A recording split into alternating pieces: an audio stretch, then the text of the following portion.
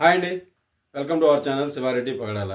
ఇప్పుడు ఈ మధ్యకాలంలో చూసుకుంటే గత వారం రోజుల పైనే అనుకుంటా సోషల్ మీడియాలో కొన్ని యూట్యూబ్ ఛానల్లో అక్కడక్కడ కొన్ని మెయిన్ ఛానళ్ళలో కూడా ఒక రకమైన ప్రచారం అనమాట. అది కూటమికి సంబంధించిన ప్రచారం.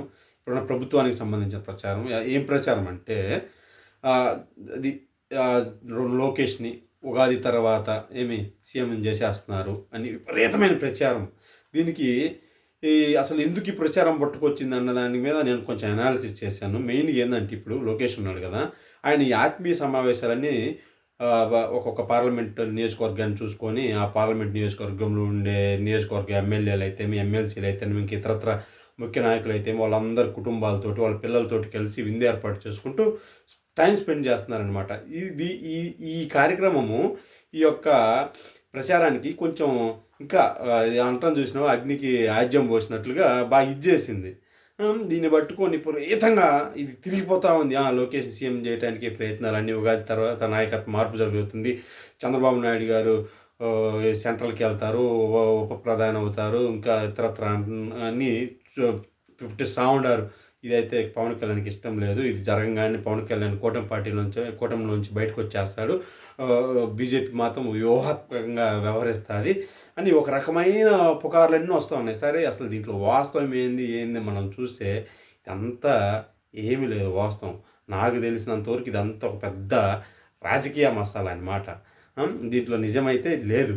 ఎందుకంటే ఇప్పుడు ఉన్న పరిస్థితుల్లో ప్రభుత్వం కొలువు తీరి 20 నెలలు 21 నెలలు అవుతుంది.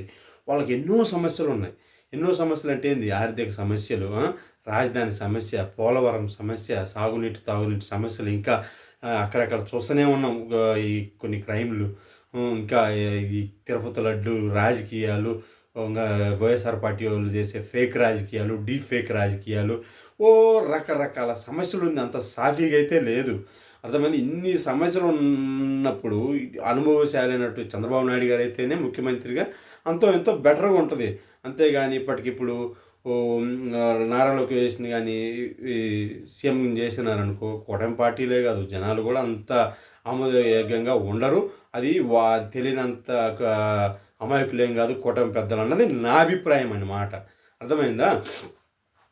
అయినా కానీ ఇవన్నీ ఎందుకు వస్తున్నాయి అంటే, సరే ఏదో ఒక రకంగా ఈ కూటమిలో పుల్లలు పెట్టేసి వాళ్ళని ఎడగొట్టేసి వాళ్ళు విడిపోతే ఆటోమేటిక్గా మనకు 75% బలం చేకూరినట్టు అనేది వైఎస్ఆర్ పార్టీ యొక్క మెయిన్ భావన.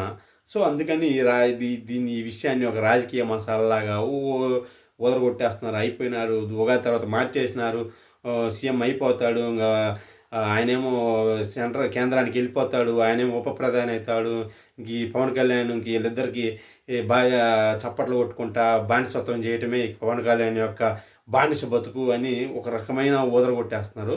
దయచేసి ఇది అంతా పుకారులే, ఎవరు నమ్మొద్దు. ఓకే, ఏదన్నా ఉంటే మనకు వార్తలు తెలుస్తాయి. ఇది నాకు తెలిసి అయితే ఇప్పుడు ఈ టర్మ్లో అయితే నాయకత్వం మార్పు అయితే ఉండదనేది నా యొక్క మెయిన్ అభిప్రాయం. Okay, thank you so much.